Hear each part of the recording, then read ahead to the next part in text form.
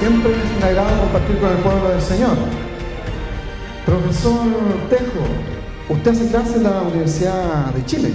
¿Y por qué no lo han quemado usted ya? ¿Ah? Por el ángel de la guarda.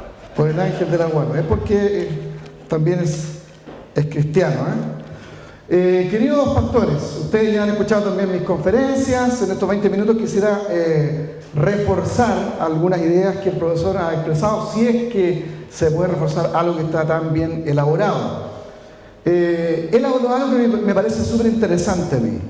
El sentido común. ¿Ha escuchado esa frase, no? El sentido común. Una frase re interesante. Y que tiene que ver con esta capacidad que tenemos todos los seres humanos de darnos cuenta cuando las cosas van bien o cuando las cosas van mal. ¿Por qué? Por naturaleza. Santo Tomás de Aquino dijo: el problema no es que el hombre haya abandonado a Dios, sino que el hombre abandonó su racionalidad, que es la que le conduce a Dios. Que es una idea profunda que basa el pensamiento cristiano, es que nosotros somos imagen del Señor, tenemos una racionalidad intrínseca que nos permite diferenciar entre el bien y el mal. Entonces, ¿por qué le digo esto a usted? Para que no se preocupe si hay un montón de cuestiones técnicas sobre este proceso constituyente que usted no logra entender o captar a cabalidad. Porque lo esencial es que usted entiende que algo malo hay detrás de esto. Y esa es la cuestión. ¿Qué es lo que nos permite a nosotros entender que algo malo está aconteciendo, que no nos conviene que se cambie la Constitución desde cero? Bueno, el sentido común. Porque el sentido común nos ha acompañado en la historia de la construcción de la humanidad. La primera persona, me parece, me corregirán aquellos que son estudiosos, que habló acerca del sentido común fue Aristóteles, y él le llamaba los sensibles comunes. Los sensibles comunes. Esa capacidad que tenemos nosotros de entender la realidad a través del mundo de los sentidos. Pero a través del mundo de los sentidos relacionados el uno con el otro. Por ejemplo, nosotros con la vista podemos reconocer que un material blanco, granulado, podría ser azúcar, ¿cierto? Pero el sentido del gusto le ayuda a usted a saber, por ejemplo, que no es azúcar, sino que es sal. Entonces, la relación de estos sensibles comunes nos hacen entender la realidad y nos permiten sobrevivir en la sociedad. Pero Aristóteles dijo algo re interesante. Dice que los sensibles comunes, o esta capacidad de sentido común, no solamente tiene que ver con la capacidad de entender a través de los sentidos relacionados, sino también a través de un proceso de socialización de ese conocimiento. Eso es lo que dijo Aristóteles. O sea que, si una persona se echó un puñado de sal a la boca pensando que era azúcar y le dio un tremendo problema estomacal, eso se lo transmitió a la generación siguiente, y la generación siguiente, y la generación siguiente. Con el sentido común es que nosotros hemos logrado entender la sociedad como la entendemos hoy día. Lo que estoy diciendo es que el ser humano, por naturaleza, que es caído, que es malo y que es limitado, no puede comenzar las cosas de nuevo en cada generación. ¿Me captan lo que estoy diciendo, no? No existen sociedades que son preclaras, tan inteligentes, tan capaces, que logran construir mundos nuevos en cada generación. Ese es un absurdo de la utopía que se vuelve a poner de moda nuevamente. Y eso es lo dijo el profesor. Nosotros estamos en un proceso de revitalización del pensamiento marxista, porque como en otras conferencias, yo le he dicho a ustedes que no existen más que dos modelos económicos para entender la vida. Eso desde los análisis de Antonio Escotado, que es un caperuso, que fue marxista incluso, que reconoció que el libre mercado ganó. Él era un marxistoide, el tipo hippie y todo eso, pero en su libro Los enemigos del comercio o Los enemigos de la realidad, él nos hace ver esa tremenda verdad. No existen más modelos que dos modelos de entender la realidad económica. El socialismo real, ¿cierto? Que es como comunismo, comunitarismo, pobrismo, como quiera usted llamar. Pero es la idea de que el Estado tiene que hacerse cargo de todas las personas porque las personas no pueden decidir por sí mismas. Entonces, ese sistema nunca ha funcionado en toda la historia de la humanidad. Y el otro sistema que es el sistema de libre comercio, o sea que hay la convicción detrás de que las personas pueden libremente producir cosas que otros pueden comprar. Esos dos modelos han estado batallando en toda la historia de la humanidad. y recién en el siglo XVIII se le da categoría científica. El profesor es seguidor de Smith, ¿verdad? ¿Cierto? Le gusta a Tomás Hobbes también. Hay que googlear a las personas que vienen a hablarnos, ¿no? Así que estamos bien por ahí. Me sacaría puro 7 con él, ¿no? Dice que cuando termina sus clases él se raja con un asado, así que cuando inviten al profesor, invítenlo a clase, porque así entonces tiene que cumplir su promesa de compartir un asado con todo el mundo. Lo googleé, profesor, ¿eh? Ya. Entonces, no existen más que estos dos modelos, y en el siglo XVIII se les dio categoría científica, y es de ahí en adelante que estamos luchando con que si nos conviene un modelo socialista real o nos conviene un modelo de libre mercado. Esas cuestiones son las luchas de los seres humanos ahora y no es la lucha de la Iglesia. Voy a volver a reafirmarme en eso. Porque el paradigma o el modelo que la Iglesia tiene para entender la sociedad es distinto a los sistemas políticos, ya sean de derecha o de izquierda. El modelo del reino de Dios es el modelo de la transformación del corazón. Eso es lo que planteó Jesús de Nazaret. Hay que cambiar el corazón de los hombres para que cambie la sociedad. No hay otra manera. No es ni el modelo de libre mercado ni el modelo de socialismo real. Estos intentan cambiar las estructuras sociales para cambiar al hombre, darle estabilidad, seguridad, tranquilidad, felicidad. Ningún modelo lo ha logrado nunca. En cambio, la sociedad occidental cristiana ha concebido una nueva forma de relaciones humanas basada en el pensamiento de Jesús de Nazaret, que parte de la idea de que primero hay que transformar el corazón del hombre. Cuando cambia el corazón del hombre, cambia la sociedad. Esa es la idea cristiana y desde ahí nosotros nunca nos podemos perder. Por eso en mi conferencia yo he insistido en que a la hora de analizar esta problemática que está aconteciendo, nosotros tenemos que tomar la decisión de si vamos a rechazar o vamos a aprobar el cambio de una constitución desde cero. Debe ser teológico y no político. Pensar en quiénes somos nosotros y qué es lo que es el hombre. El ser humano es un ser caído por naturaleza, es malo, tiene malas intenciones. Entonces a mí como cristiano no me pueden engañar diciéndome, no, lo que pasó aquí fue un estallido social, que otra vez gritó el pueblo, como yo siempre digo, el pueblo, esa construcción idílica, utópica, porque el pueblo es una cosa que no tiene pecado, que está en las calles, ¿cierto? Y que nos da ideas tan maravillosas de la realidad. El pueblo habló. No fue así. No, el pueblo usted y yo, siempre yo lo digo. Es una construcción artificiosa de la idea de la izquierda. El pueblo está como preclaro y nos puede decir lo que nosotros tenemos que hacer. Yo ayer vi al pueblo. El pueblo está en Paicaví, encapuchado, con unas macetas, destruyendo todos los bienes públicos, tratando de echar abajo hasta cuestiones que eran de hierro y peleando contra carabineros, sin dejar vivir a todos sus vecinos que habitan alrededor. Un campo de guerra. Ese es el pueblo. No me interesa el pueblo. Esta usted le carga a los izquierdistas, pero yo no creo en el pueblo. Y yo se lo he dicho a ustedes otras veces por mis convicciones teológicas. Usted no puede seguir el pueblo, no puede seguir la masa, porque la masa siempre se equivoca. La masa necesita líderes, necesita buenos líderes. Necesita del sentido común, necesita aprender de las generaciones pasadas, es una cuestión clara, si no, nada resulta, todo es malo. Yo se lo dije a ustedes. Los discípulos de Jesús, que eran medio revoltosos, los celotes, intentaron llevar a Jesús a la revolución. Y que algunos dicen por ahí que Jesús fue el primer revolucionario. Es estupidez, pero del porte de un buque. El discípulo principal de Jesús de Nazaret, San Pablo, que da origen al pensamiento, el 80% del pensamiento del Nuevo Testamento, nos trató de probar en todo su ministerio que los cristianos no eran peligrosos para el imperio. Nunca incitó una revolución, al contrario, por eso dijo que el Estado lleva la espada para poner disciplina a todo aquel que lo merece. Dice, si tú no quieres tener miedo del Estado, entonces haz el bien, dice. Esa es la doctrina fundamental del mundo cristiano. Y sufrimos la persecución durante los primeros 300 años de existencia de la historia de la Iglesia. Perseguidos, no levantamos la mano, no hicimos revolución. Hasta que, con la idea de cambiar los corazones para transformar la sociedad, para el edicto de Milán del 313, la mitad del mundo civilizado era cristiano. Ya no podían seguir matando gente. El cristianismo había llegado a la clase media. Y se hace el edicto de tolerancia por el Constantino. No voy a decir si fue el primer papa, si uno cree que era cristiano o no era cristiano. El asunto es que la mamá era cristiana. Entonces, como los hijos siguen a las mamás, ¿cierto? Entonces le hizo caso a la mamá y se hizo el edicto de tolerancia. Unos años más tarde, el edicto de Tesalónica oficializa al cristianismo como la religión oficial del imperio. Porque siempre ha sido así la historia nuestra, la historia evangélica, la historia cristiana. Con este modelo de cambiar los corazones de los hombres, nosotros sí aseguramos la transformación de la sociedad. Entonces yo no me pierdo, siempre les digo, yo no me pierdo a la hora de rechazarlo, o a la hora de decir si voy a rechazar o no voy a rechazar con esta cosa del grito del pueblo, porque se han confundido algunos pastores.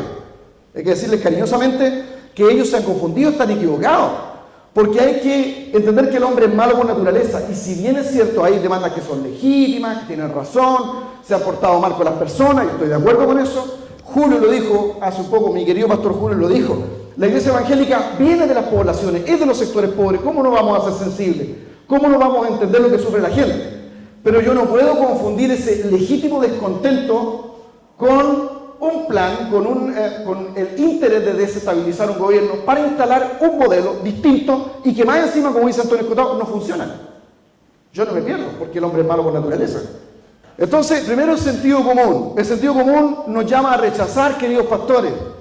No vamos a conseguir algo mejor si borramos con el codo todo lo que se ha hecho antes. Esa es una cuestión del sentido común. Y él también dijo algo interesante, somos seres narrativos, aunque no lo dijo con esa frase, pero el tema de las palabras, el tema de la construcción de la realidad a través de las palabras es muy importante porque nosotros somos seres narrativos. Nosotros construimos la realidad con las palabras, nosotros habitamos el lenguaje. Y esto lo enseñaron nuestros antiguos pastores, que no tenían a lo mejor la educación que tiene esta generación, pero ellos nunca se perdieron, lo entendieron muy bien y dijeron, hermano, la palabra tiene poder. ¿O no escuchó eso, no? ¿Lo escuchó, no? Yo lo escuché de los pastores antiguos. Hermano, la palabra tiene poder, tenga cuidado con lo que usted dice. No le diga al niño que es burro, porque si usted le dice al niño que es burro, ¿qué pasa con el niño? Se cree burro. Pero si usted es un niño, una persona dice, tú eres una persona amada por Dios, tú vas a ser un tremendo siervo del Señor, tú vas a impactar las generaciones, vas a cambiar la nación, ¿qué pasa con ese niño? Se convierte en eso, porque la palabra tiene poder. La Biblia dice que todo lo que nosotros vemos fue hecho de aquello que no se veía simplemente por el poder de la palabra. Entonces, ¿qué estoy diciendo con esto para reafirmar esta idea reinteresante? Es que nosotros ya comenzamos con una revolución. Hace varios años, no es que vamos a llegar a una revolución. Las revoluciones no son cuando nos estamos matando unos con otros. Las revoluciones son procesos que parten con transformaciones ideológicas, sobre todo del lenguaje. ¿Por qué? Porque nosotros somos seres narrativos por naturaleza, habitamos el lenguaje. Y desde hace un tiempo, el marxismo se dio cuenta, porque hay una disputa estos últimos 200 años, eso es lo que yo le explico, ¿por qué modelo va a prevalecer? Y el marxismo le fue mal. Mi papá fue marxista y por eso a mí me puso Luciano Ernesto, porque él era amigo de Luciano Cruz, fundador del MIR, y yo me llamo Ernesto porque a mi papá le gustaba mucho Ernesto Che Guevara, entonces yo me llamo Luciano Ernesto, no soy momio. Y ya conocen mi triste historia usted. Fui candidato a alcalde en mi comuna apoyado por el Partido Comunista, ¿cierto? Y le hice la campaña 2 veces a Marco Enrique Ominami.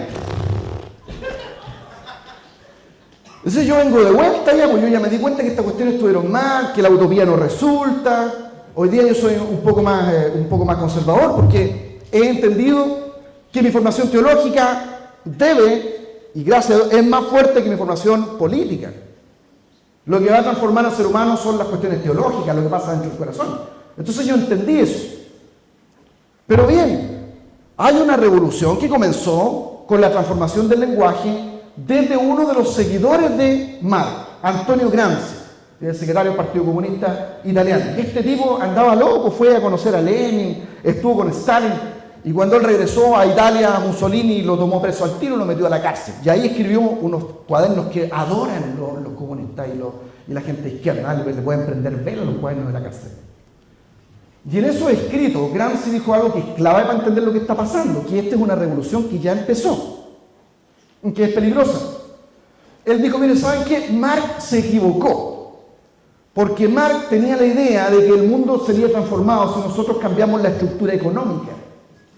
Marx siempre presentaba su idea política en torno a la idea de un edificio, donde la base es el sistema económico, lo que él llamaba la estructura. Digo, no, es que lo que más le importa a los seres humanos son la plata, las cuestiones económicas. Entonces lo que hay que hacer es pegarle ahí. Golpeemos la estructura y todo lo que está en la superestructura, el segundo piso, lo que tiene que ver con educación, lo que tiene que ver con elementos religiosos, culturales, se van a caer por naturaleza. Eso decía Marx. Pero Gramsci, su discípulo, se dio cuenta que Marx se equivocó y él lo dijo ahí estando preso y dijo, no, Marx se equivocó, estaba más loco. Lo que hay que hacer es pegarle a la superestructura. Jamás Occidente va a ser marxista o socialista real, que es lo mismo. Es lo mismo. Yo a ustedes ya les he dicho que la palabra comunismo es una cuestión incidental que surge en una reunión de unos 800, 900 socialistas que llegan a la convicción en esa cena de que es imposible instaurar el socialismo si no es a través de la violencia. Y ellos se hicieron llamar comunistas. Entonces el modelo es el mismo, socialismo real, el comunismo, como usted quiera.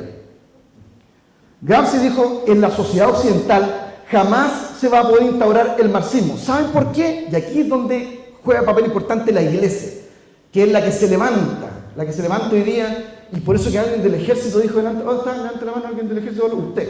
Ya, se fue, no importa. Le mandan a ustedes la grabación después.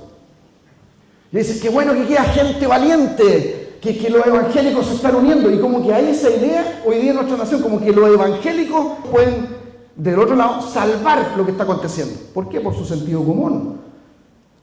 Y por lo que yo le voy a decir ahora, porque Gramsci reconoció que Occidente jamás iba a ser marxista, porque Occidente es una sociedad que desarrolla su forma de vida en base a un sentido común muy fuerte que emana de la religión cristiana. El sentido común que nosotros tenemos, o sea, esta capacidad para discernir el bien, el mal, lo que puede ser bueno, lo que puede ser malo, en este caso rechazar o aprobar un cambio desde cero. Esa forma esa lógica de pensamiento nace de una religión que es muy fuerte, el cristianismo. Entonces, él planteó, Gramsci, en ese entonces, que la revolución tenía que ser distinta, y de ahí en adelante nosotros podemos entonces entender esta nueva escalada marxista que se conoce como neomarxismo o marxismo cultural, que lo que intenta nuevamente es una revolución, pero en términos de la superestructura, ya no de lo económico, porque aparte los canutos les mostramos nosotros los comunistas que nosotros no vivimos por las cuestiones económicas, por las cuestiones materiales, que nos interesan, pero no vivimos por ellas. Es la historia de Chile, pues. Los evangélicos no podemos ser tratados de gente de derecha, imposible. La primera etapa de la iglesia evangélica chilena, que va de 1909 a 1950, fue una iglesia súper socialista, cercana al Partido Comunista, porque éramos gente súper pobre, no éramos ni siquiera proletariado, ni campesinos, éramos subcampesinados. Pero la iglesia tiene sus propias dinámicas. Las iglesias en las ciudades se convirtieron en los principales centros de transferencia en el proceso de migración campo-ciudad. Y la iglesia evangélica, como yo les he explicado en mis conferencias, hace surgir a sus adeptos pobres entre la segunda y tercera generación a la clase media.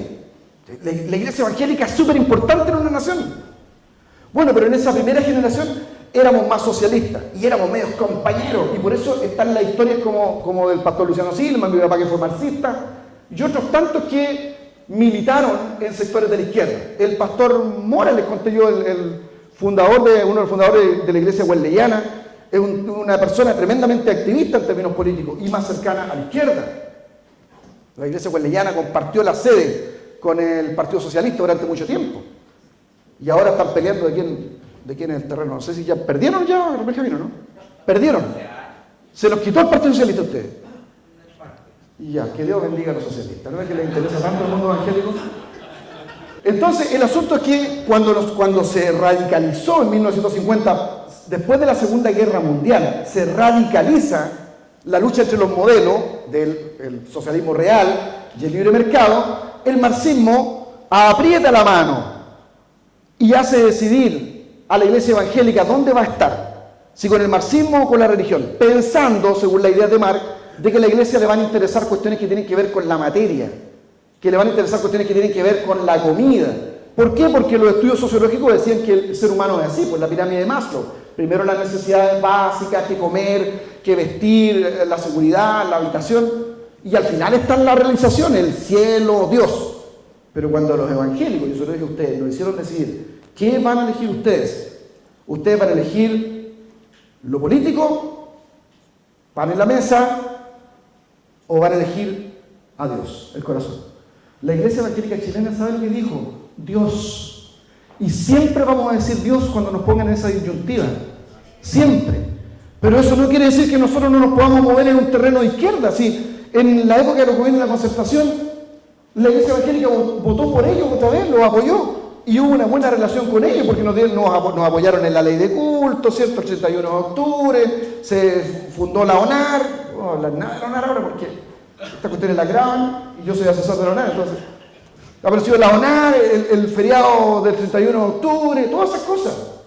Y podíamos convivir con la izquierda, sí. Lo que pasa es que cada vez que la izquierda se radicalice y saque a la iglesia del mapa, la iglesia va a decir lo mismo, Dios.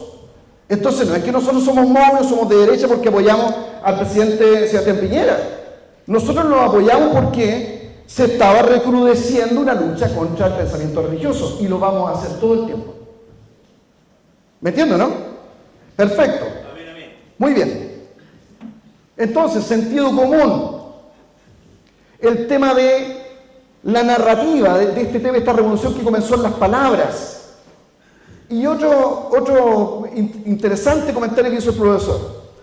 Si gana el rechazo, no lo dijo así porque él es un académico, pero si gana el rechazo va a quedarle escoba. Eso quiso decir, ¿no? O sea que si incluso democráticamente ganamos nosotros va a quedarle escoba.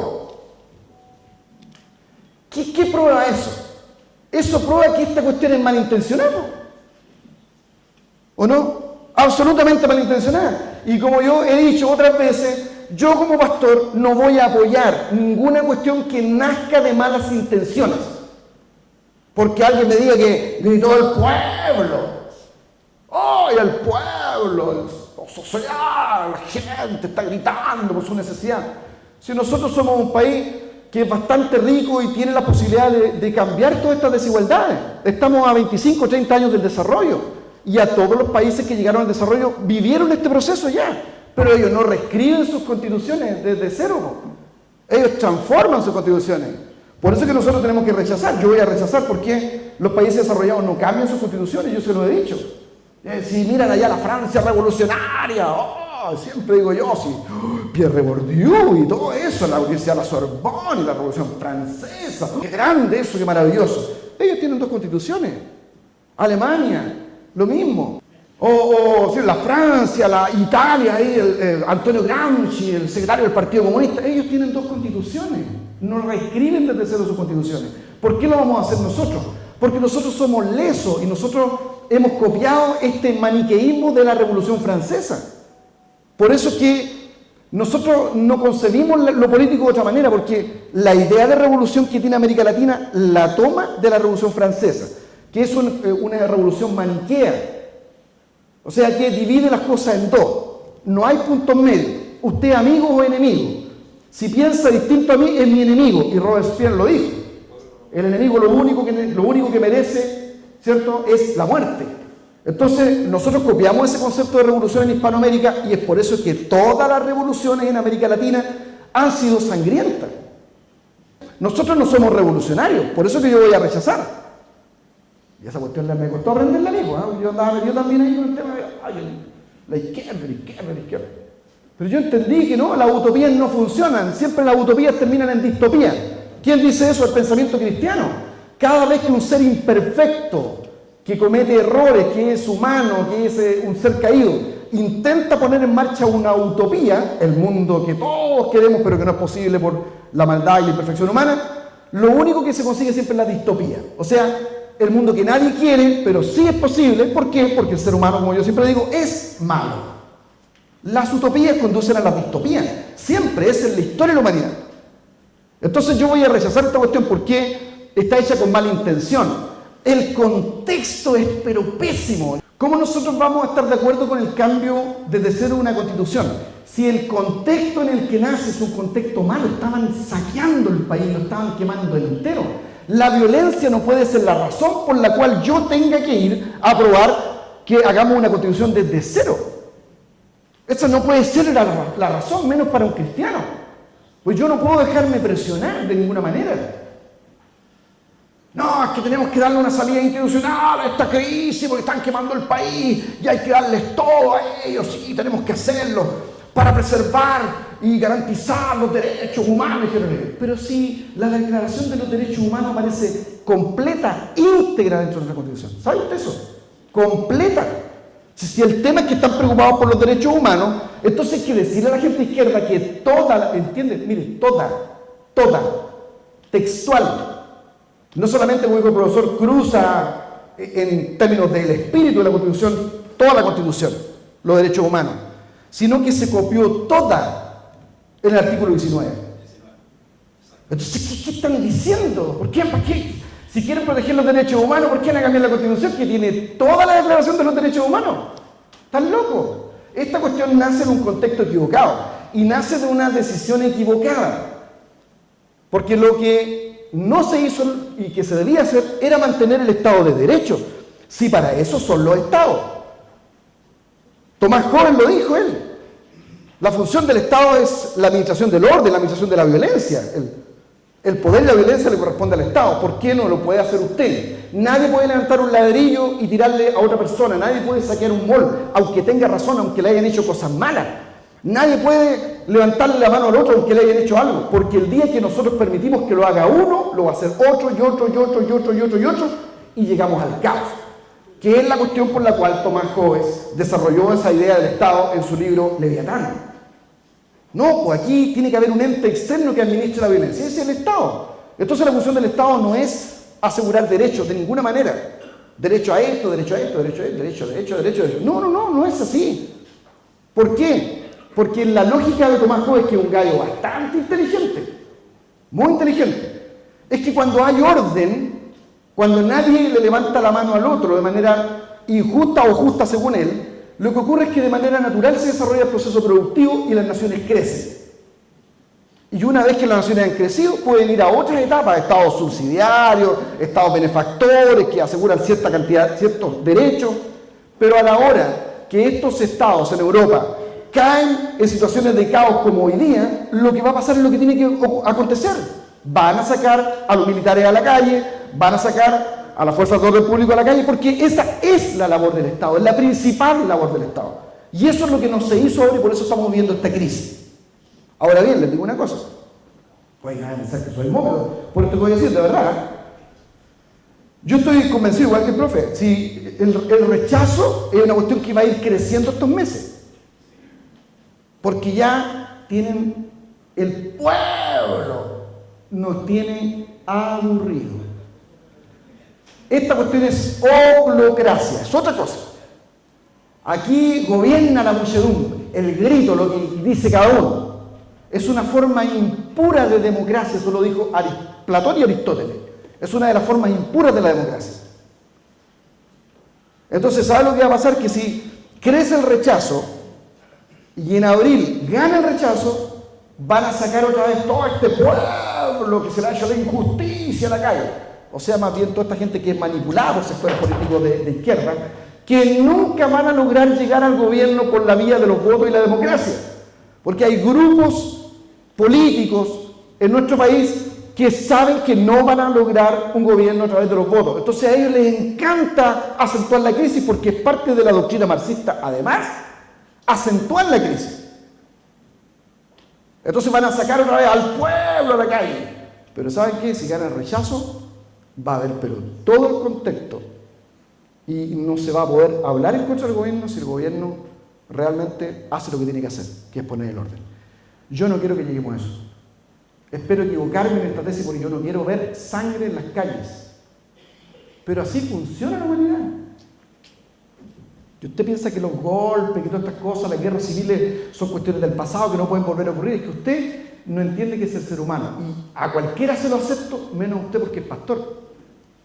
El ser humano se vuelve a caer, vuelve a tropezar, si esa es la historia de la humanidad. Por eso es que nosotros necesitamos el sentido común. ¿Me entendió lo que es sentido común, cierto? Necesitamos el sentido común, tenemos que aprender de las generaciones pasadas.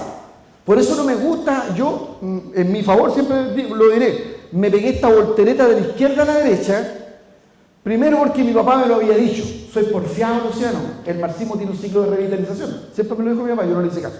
No soy porfiado, Luciano, porque mi papá se convirtió en el evangelio y me dijo, no más marxismo. Claro, yo le dije, pero como a mí me pusiste Luciano Ernesto, ya me jodiste en la vida.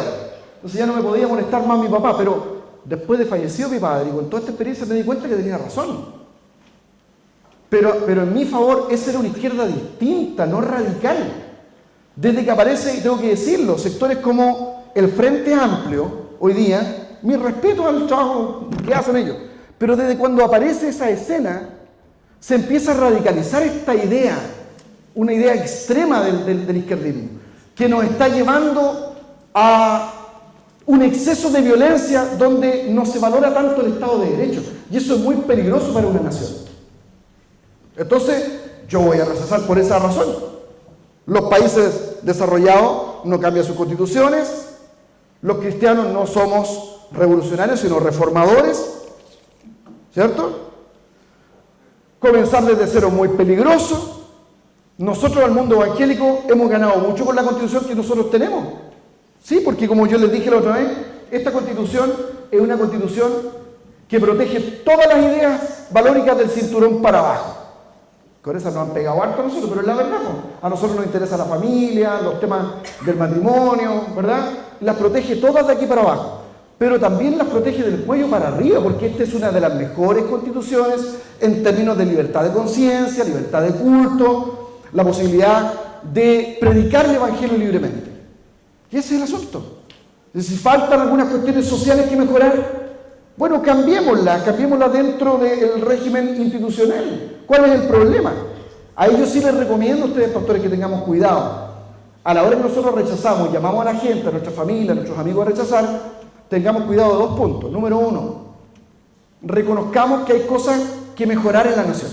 Porque ahí los cristianos, por lo menos los evangélicos que yo conozco, todos dijeron, no, estas peticiones, estas demandas son completamente lógicas y son justas. El sueldo mínimo es bajo, ¿cierto? Hay una cantidad de colusión que es súper mala, hay delitos de cuello y corbata, hay personajes que deberían estar en la cárcel. Sí, es cierto, todo eso. ¿Estamos de acuerdo con eso? Tenemos que decir eso. La iglesia evangélica en este momento, yo veo como pastor que sigue su cauce solito en este momento. No está representando ni a la izquierda ni a la derecha. La iglesia evangélica se está representando a sí misma en su propio pensamiento. Entonces, para plantear el rechazo, hay que ser sabio y decir, bueno, nosotros estamos de acuerdo con todas estas demandas y estábamos contentos con que Chile estaba cambiando, ¿cierto? Ya bien con eso.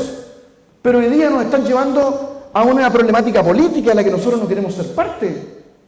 Nosotros queremos un gobierno en paz donde se pueda predicar el evangelio, porque tenemos la convicción de que cuando se predica el evangelio, la gente cambia.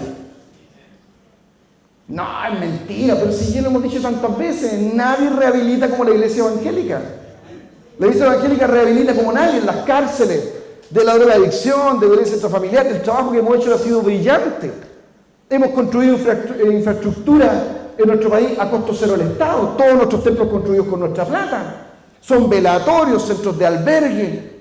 No pueden decir que nosotros somos insensibles. La iglesia evangélica es crucial para el desarrollo de la nación. ¿Me entiende? Entonces, yo voy a rechazar por todas esas razones. ¿Qué me dice? ¿Usted también va a rechazar? ¿Y usted? A ver, saquémonos la duda. ¿Pues? ¿Quiénes van a rechazar? Ya todos vamos a rechazar. ¿No? Estamos listos. Tengamos cuidado como lo decimos, ¿no? Vamos a rechazar, ¿cierto? Vamos a rechazar porque esto viene con mala intención y nosotros no apoyamos cuestiones que vienen con esta naturaleza política equivocada. No permitamos que nos digan gente de izquierda o gente de derecha. Nosotros siempre buscamos el mejor contexto para la predicación del evangelio. ¿Y saben cómo se lo podemos probar? Voy terminando con esto. ¿Saben cómo se lo podemos probar? De la siguiente manera. Estuvimos nosotros entre 1909 y 1950 más cerca del socialismo. Se pusieron locos con nosotros, nos apretaron la mano, saltamos para el otro lado. ¡Oh! Estuvieron con el dictador, los evangélicos. No, queremos paz, tranquilidad. Les recuerdo lo que les dije en uno de mis libros. Yo escribí un libro que se llama Memorias Pastorales. Y ahí les pregunté a un montón de pastores que tienen muchos años de ministerio. Pastores, díganme la firme. Y ahí aparece en el libro. ¿Qué eran ustedes políticamente? ¿Estuvieron de acuerdo con Salvador Allende? Y descubrí que el 98% de los pastores que yo entrevisté, todos fueron rojos, comunistas o socialistas. Pero también reconocieron ellos que no había otra solución frente al caos. Ellos, no estoy diciendo yo, ellos reconocieron que no había otra posibilidad. Si no se restablecía el orden, si no intervenía el mundo militar, aquí en Chile había un derramamiento de sangre más grande. Eso lo estoy diciendo yo, no, lo dijeron los pastores que eran rojos. Ellos, todos lo reconocieron. Entonces, No es que nosotros nos hicimos de derecha, nosotros estábamos buscando paz para predicar el Evangelio. Terminó la dictadura militar y la gente de la concertación se acercó, hicieron las paces, votamos por ellos, ¿sí o no? ¿Usted votó por la Michelle Bachelet? No. Más encima, yo no voté por ella. Sí, porque los públicos estaban cerca de nosotros, etc. ¿Ve? Sí, no es que nos convertimos de izquierda. ¿Y qué es lo que pasa? Otra vez se ponen lesos, aparece el marxismo cultural, vuelven a apretar la mano contra la iglesia. ¿Qué es lo que hace la iglesia? Vota por la derecha. ¿Por qué? ¿Porque es de izquierda? ¿Porque es de derecha? No, porque la iglesia siempre busca el mejor contexto para la predicación del Evangelio. ¿Por qué? Porque nosotros creemos en la transformación del corazón del hombre para transformar las estructuras sociales y no al revés. Mi reino no es de este mundo. Que el Señor le bendiga. Gracias.